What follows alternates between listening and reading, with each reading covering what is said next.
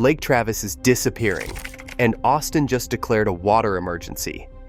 Right now, engineers are drilling 400 feet into the earth beneath one of Texas's most iconic lakes. Not to build something new, but because the old system is days away from completely failing. The pumps that send drinking water to over 2 million people nearly hit the lake bottom, because the water that was supposed to be there simply was not. And here is the part nobody is talking about. Things that have been underwater for decades are now rising back up from the mud. A concrete plant, ancient trees, a ghost landscape crawling out of a lake that is disappearing in plain sight. Austin is drilling deeper to survive, but no matter how far down they go, the water has to actually be there. So with a booming city, a brutal sun that evaporates as much water as an entire city drinks, and droughts that keep getting longer every single year, is Austin already running out of time? The numbers tell the story before a single official says a word. Lake Travis, the reservoir that has supplied drinking water to Central Texas for generations, sits at 41% full, heading into the summer of 2024. Not recovering, not holding, just dropping. By the summer of 2023, the combined storage of Lakes Travis and Buchanan had already collapsed to 44% of total capacity. The lowest point in a decade. That came after a season of record-breaking heat and almost no meaningful rainfall across the hill country. Water managers watched the numbers fall and quietly began preparing for something they had never seriously planned to face. In August, the lower Colorado River Authority pulled the trigger on Stage 2 drought restrictions. Combined lake storage had dropped to 45% of capacity. Outdoor watering was cut to twice a week. A 10% reduction in overall water use was requested across the entire region. Millions of residents received the notification. Most treated it as a minor inconvenience. Only a few understood what it actually meant. The restriction stages work like a countdown. Stage 1 requests a modest reduction in water use. Stage 2 tightens the limits further. Stage 3 activates at 30% combined capacity and imposes severe cuts across the entire system.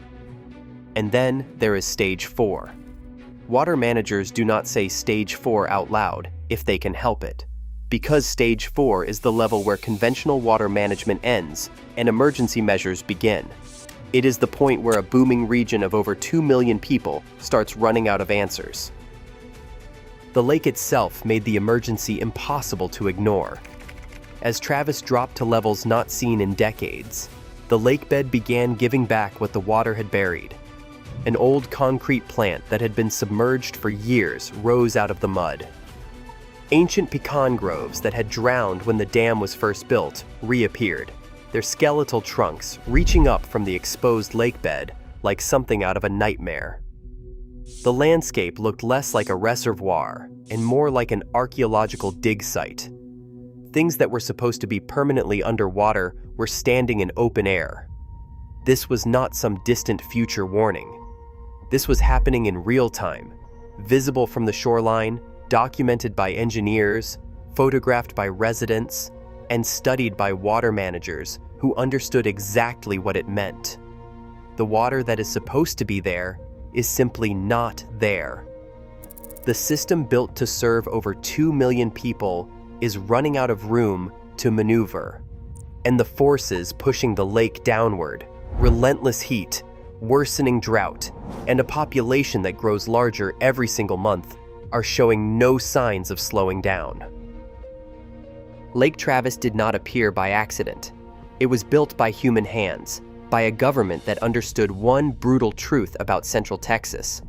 Without stored water, this land could not support a civilization.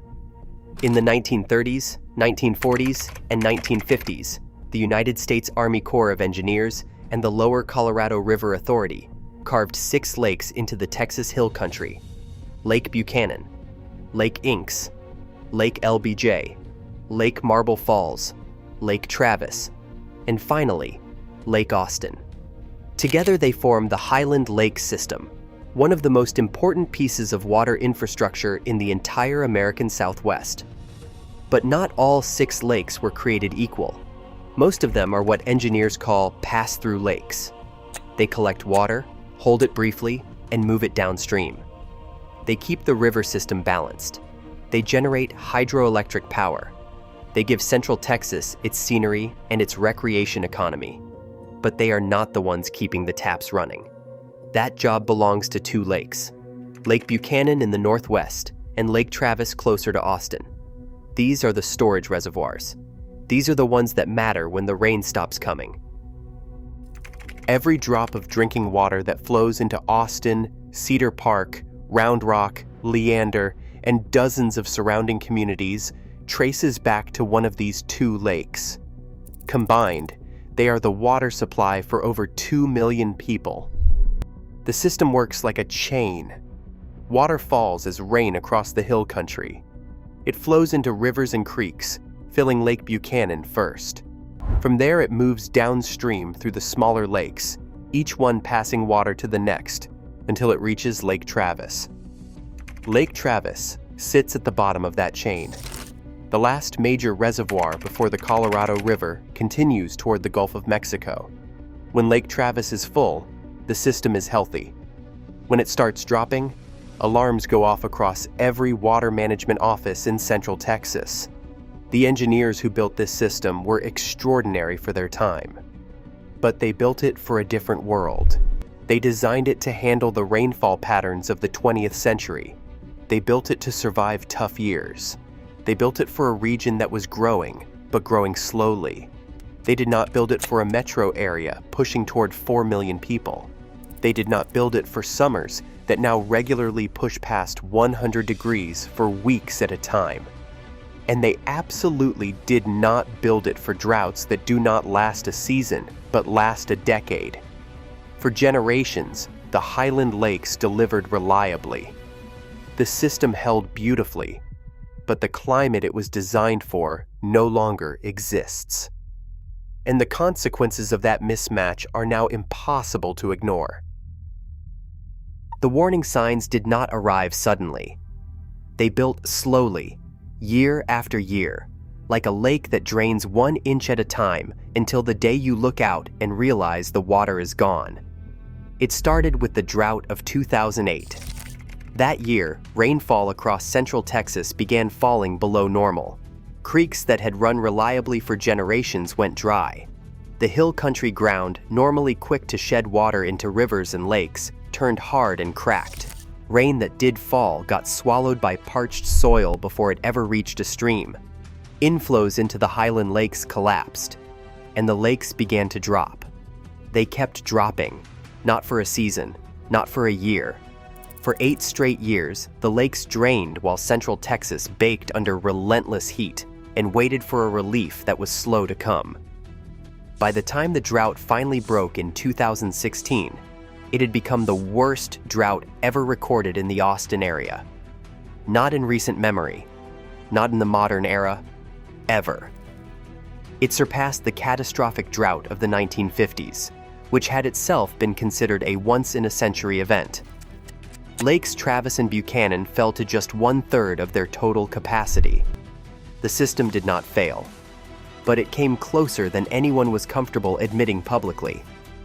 Then came brief relief.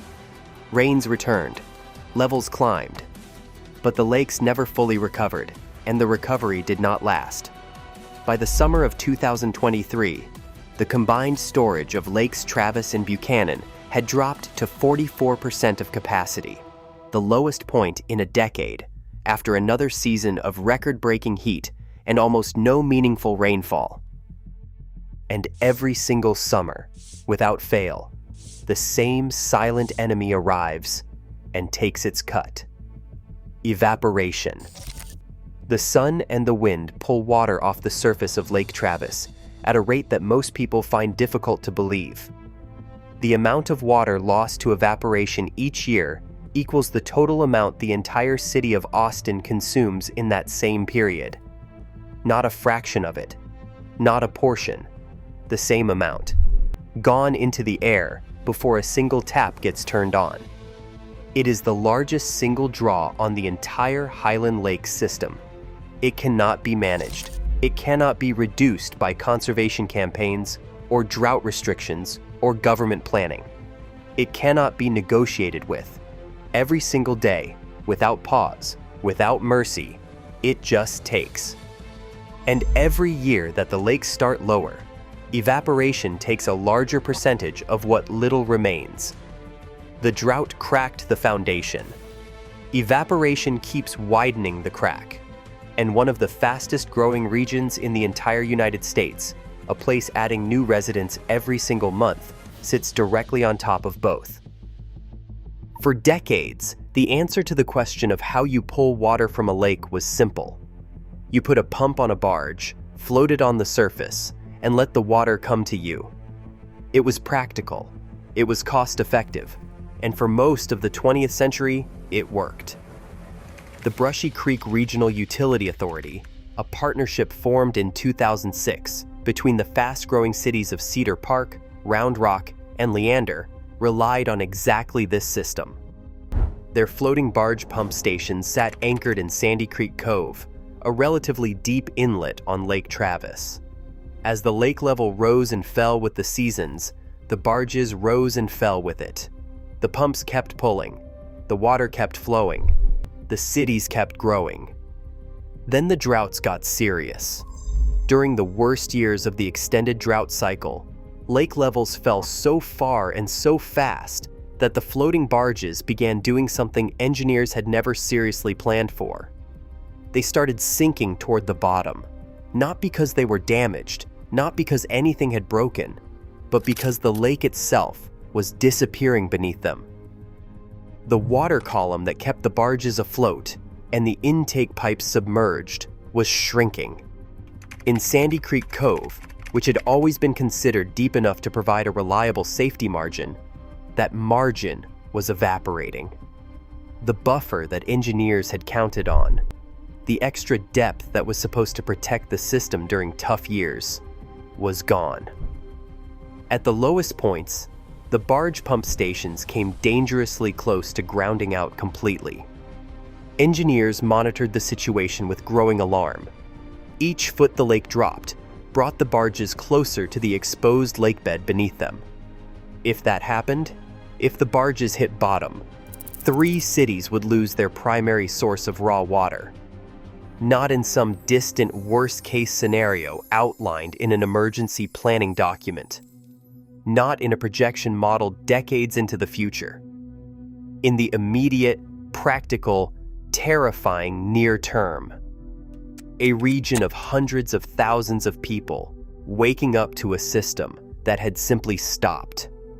This was not a mechanical failure.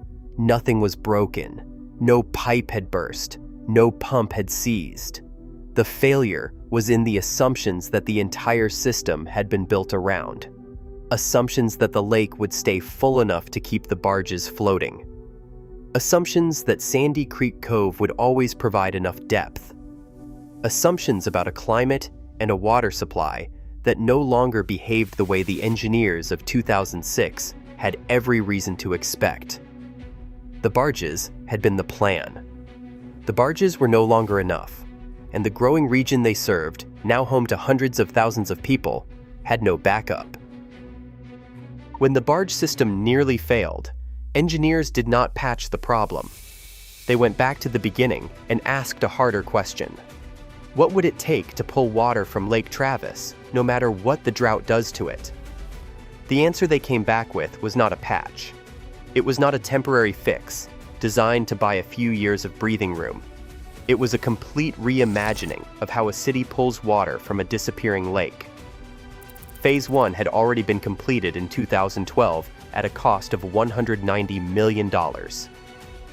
That phase delivered the interim floating pump stations and a 78-inch diameter pipeline stretching 5.1 miles from the lake to the regional treatment plant.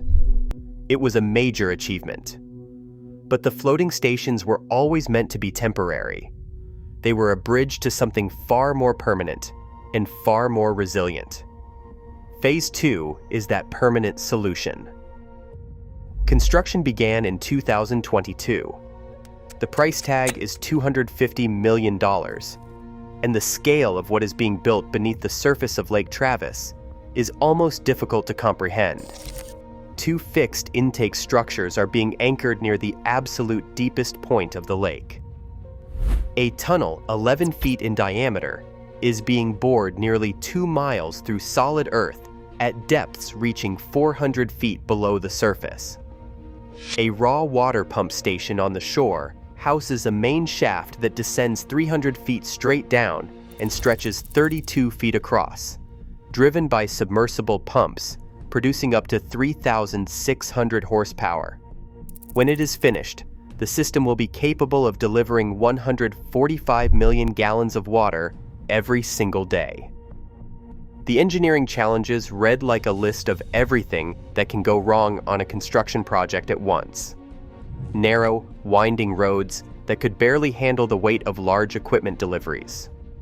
An endangered species preserved that required years of permitting before a single shovel hit the ground. Shafts being sunk directly beneath the lake floodplain, where the margin for error is almost non-existent, and a power demand so extreme that more than $25 million had to be spent on electrical upgrades alone, including 10 miles of new overhead lines and 100 separate land easements just to keep the lights on at the construction site. The target completion date is 2027. When the project crosses the finish line, the floating barges that nearly ground it out during the worst droughts will be retired. For the first time, Cedar Park, Round Rock, and Leander will be able to pull their full water supply from Lake Travis, even at the bottom of the worst drought ever recorded. Going deeper was not an option they chose. It was the only option left. Managing the Highland Lakes is not a job for the faint-hearted. The Lower Colorado River Authority sits at the controls of a system that has to solve 2 completely opposite problems at the same time. Too little water, and 2 million people lose their drinking supply. Too much water and communities downstream face catastrophic flooding. The margin between those 2 disasters is smaller than most people realize. The LCRA operates the floodgates at Mansfield Dam and across the other Highland Lakes dams, controlling how much water moves through the chain at any given moment. The decisions they make every single day determine whether the system survives a bad year or fails one. And in recent years, the bad years have started coming faster. During drought, the strategy shifts toward conservation. The authority begins drawing more heavily from Lake Buchanan in the northwest, trying to preserve whatever remains in Lake Travis closer to Austin. It is a calculated trade-off. Protect the reservoir closest to the people who need it most by draining the one farther away first. But Buchanan has its own limits, and when both lakes stress simultaneously, the options get very narrow, very fast. In April 2024, the LCRA adopted an updated drought contingency plan with stricter triggers and more aggressive response measures at every stage. The stages are not suggestions. They are hard lines drawn in response to a system that left no room for improvisation. Stage 1 restricts outdoor watering and requests a 10% reduction in use. Stage 2 tightens the limits further. Stage 3 activates at 30% combined capacity and imposes severe cuts across the entire region. Stage 4 is the level where conventional water management ends and emergency measures begin. One of those emergency measures has a name that sounds extreme until you understand the alternative. Indirect potable reuse. Highly treated wastewater is moved into Lady Bird Lake and then retreated to full drinking water standards before entering the supply. It is the kind of option that sounds unthinkable until running out of water entirely becomes the other choice on the table. What makes all of this more alarming is what the LCRA admitted publicly. Their own officials acknowledged that the agency has been operating in reactive mode. That is a remarkable statement from a public utility responsible for the water security of one of the fastest growing regions in the entire United States. Not planning ahead, not getting ahead of the crisis, reacting to it. And the pressure does not slow down. Every new resident added to the Highland Lake service area increases daily demand on a system already being pushed beyond the limits it was designed for. The tightrope gets thinner every single year. Austin has never been a city that waited until a crisis became a catastrophe before acting. When the drought of 2008 began draining the Highland Lakes year after year, city officials did something that most municipalities never do. They started planning not for the next 5 years, but for the next 100. The result is called the Water Forward Plan. First adopted in 2018 and significantly updated in 2024, it is Austin's formal acknowledgement that the Highland Lakes alone cannot guarantee the city's water future. The plan does not pretend otherwise. It lays out in clear terms what the numbers actually say. The system serving 1 million people today will need to serve 4 million people within a century, and those 4 million people will live under a climate that is harsher, drier, and more unpredictable than anything the 20th century produced. The plan attacks the problem from every direction at once. No single solution, no single source, no single bet on the future. Conservation is no longer treated as an emergency response. It is being built into how the city operates every single day, regardless of lake levels. Not a temporary inconvenience during droughts, a permanent shift in how Austin uses water.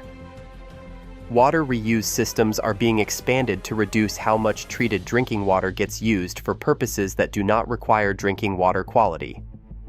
Every gallon recovered through reuse is a gallon the lake does not have to provide.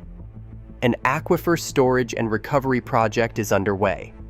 During wet years, when the Colorado River runs high and the lakes are filling, surplus water is pumped underground into the Carrizo-Wilcox Aquifer in Bastrop County.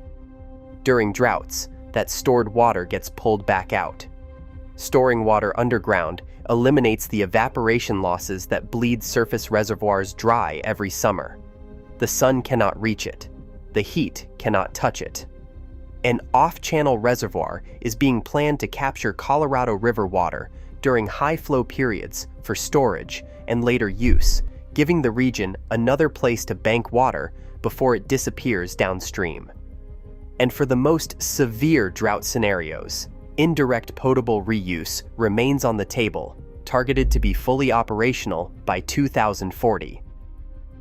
Scientists at the University of Texas are building climate models that push further than any previous projections, incorporating the latest international data to map exactly how bad the droughts could get and how fast the city needs to move. The plan is serious, the investment is real, the engineers are working, but climate scientists keep issuing the same quiet warning.